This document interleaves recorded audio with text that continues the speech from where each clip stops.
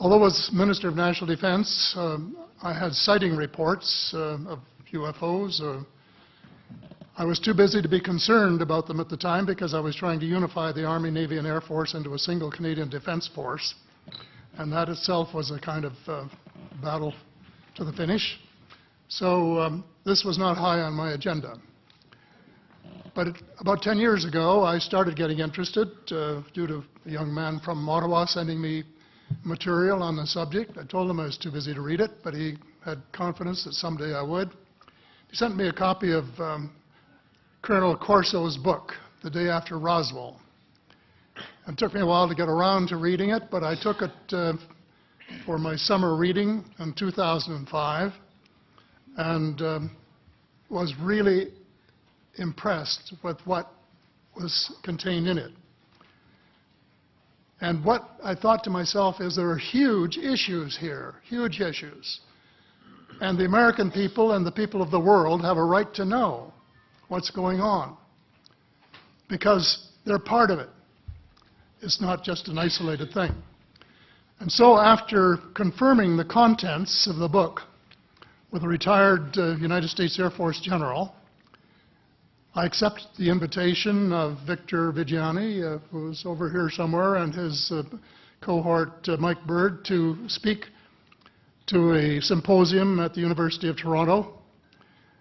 And I said, UFOs are as real as the airplanes flying overhead. That gave me the dubious distinction of being the first person of cabinet rank in the G8 group of countries to say so unequivocally.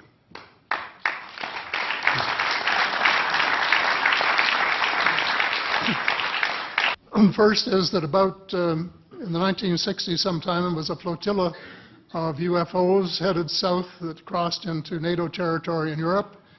And the Commander-in-Chief of the Supreme Allied Headquarters in Europe was naturally very shaken.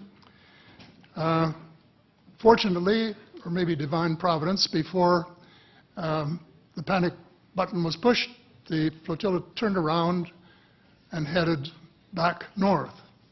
Obviously, they had thought maybe they were Russian and they were very concerned about it. Anyway, an investigation was launched into this whole subject, and a document was prepared which concluded that at least 4 species had been visiting Earth for thousands of years. And this is my own view at this stage as well. So, except for that, there are just a couple of things that we've talked about that I'd like to refer to. And one was that we were referring to them as they until this morning when Linda Moulton Howe, I think she was the first one, actually named 3 different species.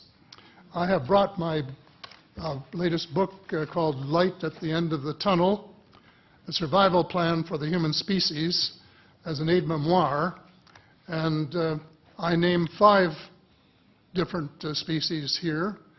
I'm aware of more now. As a matter of fact, I saw a document just a few days ago that mentioned 20. And I think you, Mr. Chairman, were interested in some of the places they might come from. And I have in here Zeta reticuli, R-E-T-I-C-U-L-I, reticuli, the Pleiades, Orion, Andromeda, and the Altair star systems. So I don't think we can any more refer to them as they, because they're not an amorphous mass. They are different species and consequently may have different agendas. I don't think we can say that they all have the same agenda any more than we could say that the United States, China, and Russia had the same agenda. Our real interests may be very similar, but as of now, our perceived interests are still quite far apart. One more observation before I begin what I want to say, and that is that we spent quite a bit of time talking about the 66-year-old cadavers. And I was glad to have Linda this morning finally say that there are live ETs on Earth at this present time, and at least 2 of them probably working with the United States government. The 7th, the other species that I learned about not too long ago, was called the tall whites. And this is when Paula Harris broke the story just a few years ago. And through her good offices, I had the chance to talk for about 3 hours with former Airman Charles Hall and listen to this absolutely fascinating story of how he was working with, first of all, he was scared out of his skin, but after that, when he got to know them, how he was working with, and finally they became to trust each other and have a good working relationship with the tall whites at the gunnery range at Indian Springs in Nevada. And these tall whites were living on United States Air Force property and working in cooperation with the United States Air Force and sharing technology with them. He wrote a book, incidentally, called Millennial Hospitality. There are 4 different versions, but Paula says that Millennial Hospitality number 2 is the best. I think that's the one I read, and it's a very interesting read if you want to sort of get inside the problem of what it's like to bump into these people floating across the terrain in the desert. Well, enough on that for now. My interest is in full disclosure. And my only caveat is I think probably I would say 95 to 98% full disclosure. I know of 1 or 2 things that I'm not sure should be in the public domain, at least yet. They will be someday, I'm sure, but not maybe immediately. But just as children survive the idea of the Tooth Fairy and Santa Claus when they become adult, I think that tax-paying citizens are quite capable of accepting the new and broader reality that we live in a cosmos teeming with life of various sorts. The fact that some other civilizations are more advanced than we are may be humbling, but that could be a necessary step in our survival.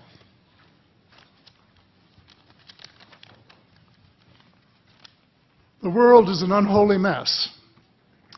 We have it best until the end of this decade. In my book, I said we have 10 years to stop global warming if we don't want it to be beyond the point of no return. 2 years has gone past since it was written, so I say we have until the end of the decade to arrest global warming. Yet our leaders don't even talk about it very much except in a superficial way.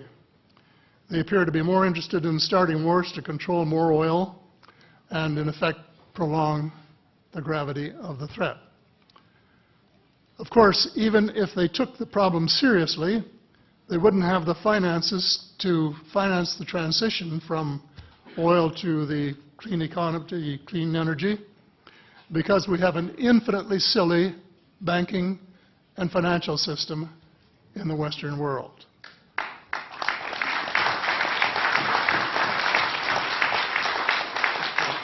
And the United States Congress, I regret to say, is partly responsible, and I'd be glad to elaborate on that later if you're interested. And finally, they need the technology for clean energy.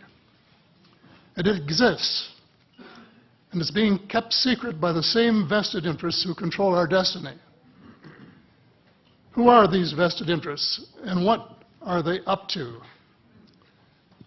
Well, Senator, you were talking about a military junta.